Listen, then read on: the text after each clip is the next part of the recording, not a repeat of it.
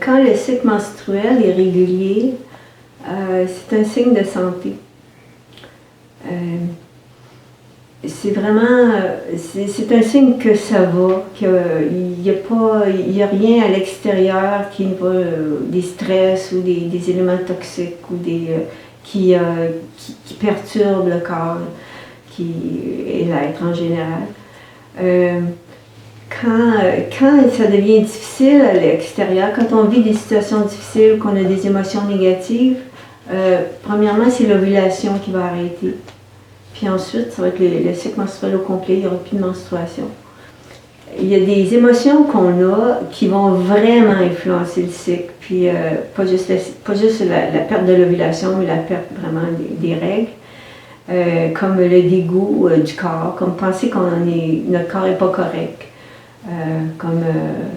Je vais prendre une anecdote que j'ai vécue avec une femme quand j'étais en voyage.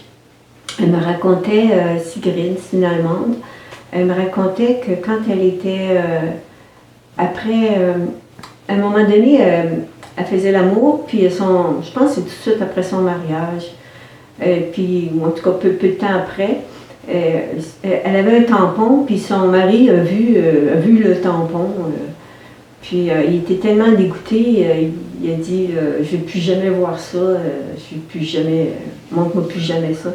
Puis à partir de ce moment-là, elle a cessé d'être menstruée.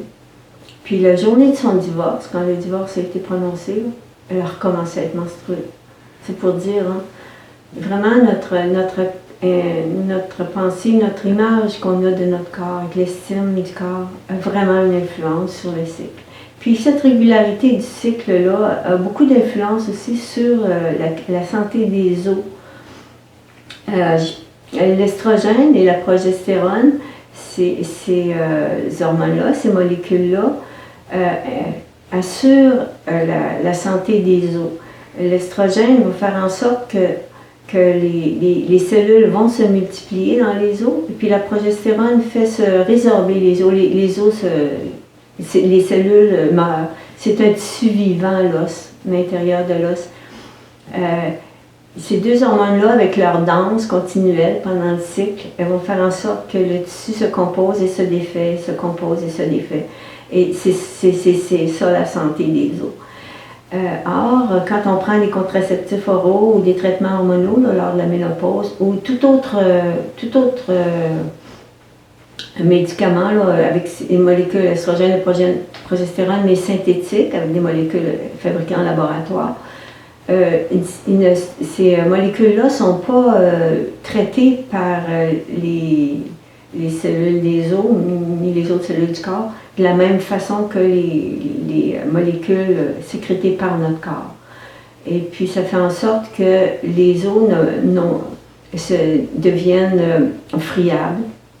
Et on n'a plus la même densité osseuse, on n'a plus le même contenu minéral osseux, et même l'architecture de l'os n'est plus la même.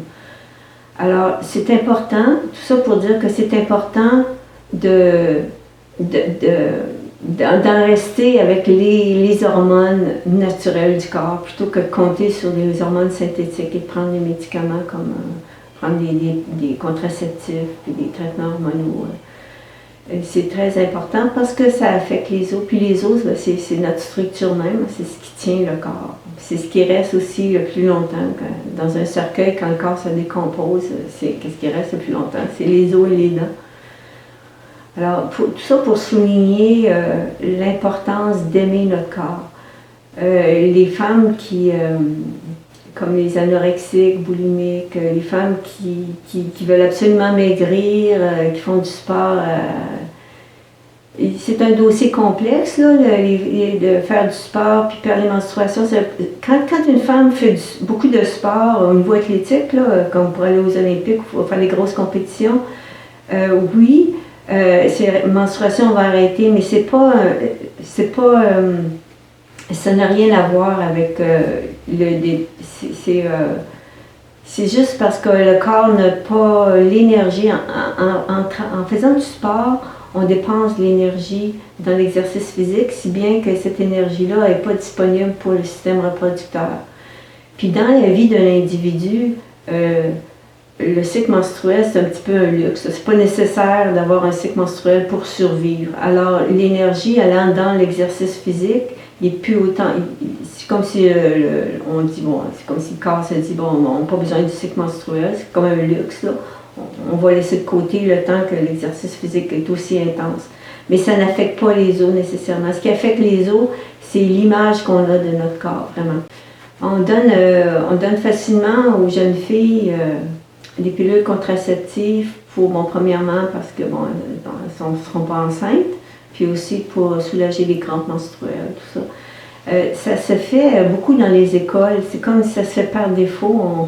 Les filles, on leur propose ça là, tout de suite, sans même leur parler de la contraception naturelle, sans leur parler d'autres choses pour les crampes, sans leur proposer des plantes ou d'autres choses pour les crampes. Tout de suite, on leur propose ces médicaments, les contraceptifs oraux. Même il y a des femmes qui sont, bon,